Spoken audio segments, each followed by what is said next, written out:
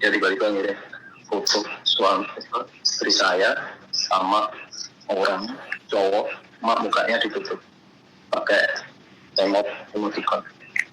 Dia nanya, bro, this your wife?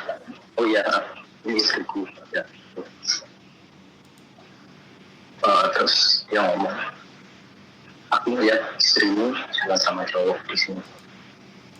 Terus katanya, kamu siapa? Kamu siapa? Terus ada perlu apa? Kok punya foto sini? Pertama saya kira itu editan.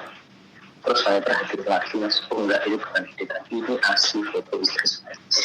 Terus dia ngomong banyak-banyak lebar, sampai akhirnya dia bilang, loh, aku nggak mau urusan rumah tanggamu, aku cuma mau ngingetin jaga istrimu baik-baik.